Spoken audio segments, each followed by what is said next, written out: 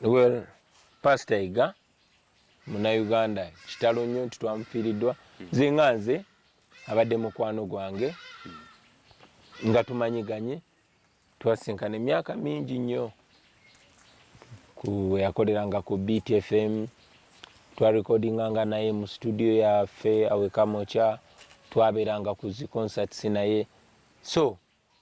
abadde mukwano gwange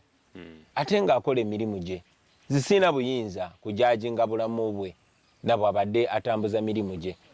naye manyi tiwaliwo abantu babadde akulembera waliwo abantu babadde balungamya okumujajinga kwa Mukama Katonda. Nze musasira kuba twafiiriddwa mu Uganda twafiiriddwa omuntu yabadde ali omwoyo omulimu gwe tegubadde gwagamba abantu kola bikyamu omulimu gwe gubadde gwakubabuulira njiri nyinza obutakanya naye muwe ekitiibwa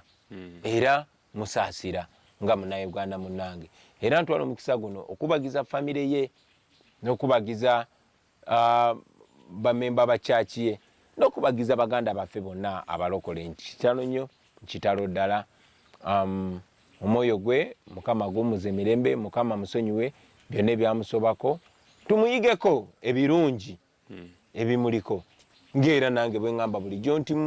siiri mutuukirivu naye ekirungi ekindiko njagala abantu abalala bakiige ekibi ekindiko nsaba Katonda nyambe nkikyuse. Okay, so Pastor Yiga